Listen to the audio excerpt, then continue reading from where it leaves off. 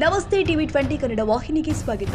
ಇತ್ತೀಚೆಗೆ ವಾಹನಗಳ ಬಳಕೆ ಹೆಚ್ಚಾಗ್ತಾ ಇದ್ದು ಹಲವಾರು ವಾಹನ ತಯಾರಿಕೆ ಕಂಪನಿಗಳು ಸಾವಿರಾರು ವಾಹನಗಳನ್ನು ತಯಾರಿಸಿ ಮಾರುಕಟ್ಟೆಗೆ ಒದಗಿಸ್ತಾ ಇದೆ. ಅದರಂತೆ ಎಲೆಕ್ಟ್ರಿಕ್ ವಾಹನಗಳಿಗೂ ಇತ್ತೀಚೆಗೆ ಬೇಡಿಕೆ ಹೆಚ್ಚಾಗ್ತಾ ಇದೆ. ಇಂತಹ ಸಂದರ್ಭದಲ್ಲಿ ಎಲೆಕ್ಟ್ರಿಕ್ ಬೈಕ್ ಒಂದರ ಬ್ಯಾಟರಿಯಲ್ಲಿ ದೋಷ ಕಂಡುಬಂದು ಬೆಂಕಿ ತಗುಲಿದ ಘಟನೆ ಬನಹಟ್ಟಿ ಸಮೀಪದ ತಾಲೂಕಿನ ಅಸಂಗಿ ಗ್ರಾಮದ ಸಂಜು ಕಾಂಬ್ಳೆಯವರ ಮನೆಯ ಹಿಂದಿನ ಶೆಡ್ನಲ್ಲಿ ಘಟನೆ ಸಂಭವಿಸಿದೆ.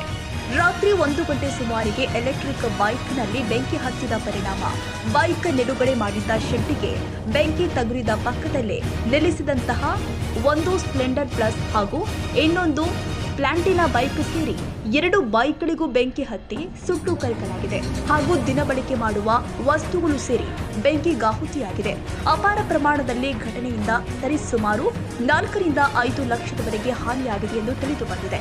ಇನ್ನು ಬೆಂಕಿ ಕಂಡ ಗ್ರಾಮಸ್ಥರು ಬೆಂಕಿ ನಂದಿಸುವಲ್ಲಿ ಹರಸಾಹಸಪಟ್ಟು ಕೊನೆಗೂ ಯಶಸ್ವಿಯಾಗಿದ್ದಾರೆ. ಅದೃಷ್ಟವಶಾತ್ ಯಾವುದೇ ಪ್ರಾಣಹಾನಿ ಸಂಭವಿಸಿಲ್ಲ ಅಂತ ತಿಳಿದು ಬಂದಿದೆ. ಇನ್ನು ಘಟನಾ ಸ್ಥಳಕ್ಕೆ ಸ್ಥಳೀಯ ಬನಹಟ್ಟಿ ಪಿಎಸ್ಐ ಶಾಂತಹಳ್ಳಿ ಹಾಗೂ ಪೊಲೀಸ್ ಸಿಬ್ಬಂದಿಗಳು ಆದ ಆನಂದ ಕೋಲೂರು, ಹವಲ್ದಾರ್ ತುಪ್ಪದಸರ್ ಹಾಗೂ ತೇಲಿ ಮತ್ತು ಚೌಲಗಿ ಭೇಟಿ ಕೊಟ್ಟು ಪರಿಶೀಲನೆ ಮಾಡಿ ಎಎಫ್ ಪ್ರಕರಣ ದಾಖಲಿಸಿಕೊಂಡಿದ್ದಾರೆ. Dilip Kamble, TV 20 Kannada news, Banahatti.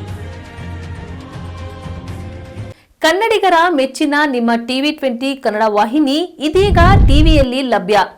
ಕರ್ನಾಟಕ ಮತ್ತು ದೇಶ ವಿದೇಶದ 360 ಡಿಗ್ರಿ ಸುದ್ದಿ ವಿವರವನ್ನ ಪಡೆಯುವುದಕ್ಕೆ ಟಿವಿ 20 ವಾಹಿನಿಯನ್ನು ಲೈಕ್ ಮಾಡಿ, ವಿಡಿಯೋಗಳನ್ನು ಶೇರ್ ಮಾಡಿ, ಕಮೆಂಟ್ ಮಾಡಿ, ಸಬ್ಸ್ಕ್ರೈಬ್ ಮಾಡಿ. HCN ಕೇಬಲ್ 842 ನಂಬರ್ನಲ್ಲಿ ಹುಕ್ಕೇರಿ ತಾಲೂಕು ಹಾಗೂ ಸಂಕೇಶ್ವರದ ಸುತ್ತಮುತ್ತಲಿನ ಹಳ್ಳಿಗಳಲ್ಲಿ ಲಭ್ಯ. PCN ಕೇಬಲ್ 129 ನಂಬರ್ನಲ್ಲಿ ಹಾರುಗೆರೆ ಸುತ್ತಮುತ್ತಲಿನ ಹಳ್ಳಿಗಳಲ್ಲಿ ಲಭ್ಯ.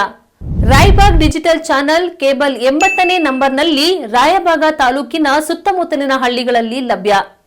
UDCN ಕೇಬಲ್ ನೆಟ್ವರ್ಕ್ ಉಗಾರ ಸುತ್ತಮುತ್ತಲಿನ ಹಳ್ಳಿಗಳಲ್ಲಿ ನಿಮ್ಮ ಟಿವಿ 20 ಕನ್ನಡ ವಾಹಿನಿಯೂ ಲಭ್ಯ.